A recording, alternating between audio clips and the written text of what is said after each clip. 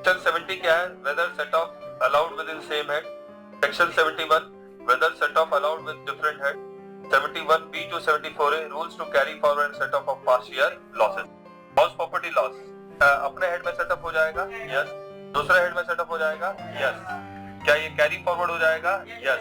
अगर carry forward होगा तो पास्ट ईयर का लॉस अपने ही हेड में सेटअप होगा। कितने साल के लिए कैरी फॉरवर्ड होगा? 8 साल के लिए। और सेक्शन 80 एप्लीकेबल नहीं है। इसका मतलब अगर return of loss house property का फाइल नहीं भी हो या लेट भी फाइल हो तो भी कैरी फॉरवर्ड हो जाएगा। रीजन क्या बताया था हमने? यस, इसमें मैनिपुलेशन नहीं हो सकता। बिजनेस लॉस अपने हेड में सेटअप हो जाएगा, दूसरे हेड में हो जाएगा एक्सेप्ट सैलरी।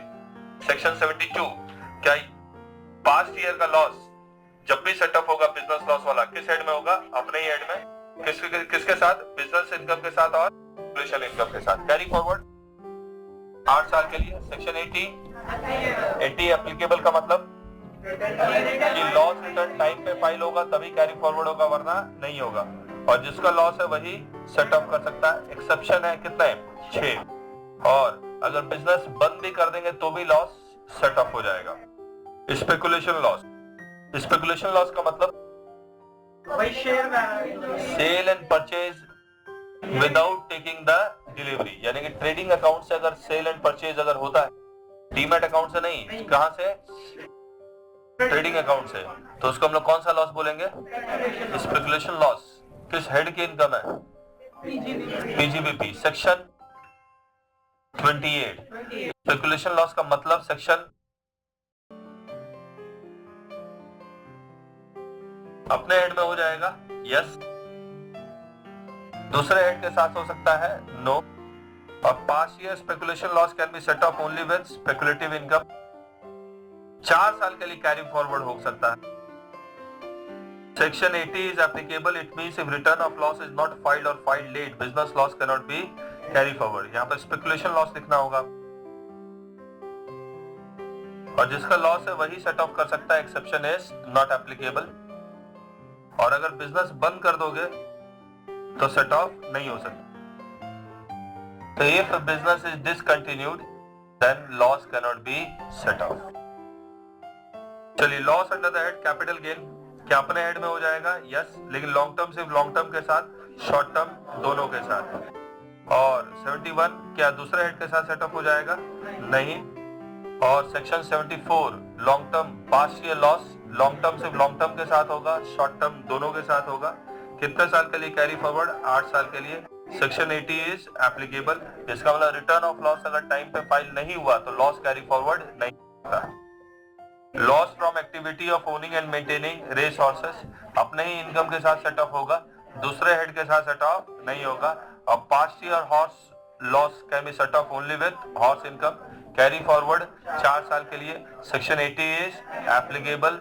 और जिसका लॉस है वही सेट ऑफ करेगा, एक्सेप्शन नहीं है। अगर बिजनेस डिसकंटिन्यू हो गया तो लॉस सेट ऑफ नहीं हो सकता।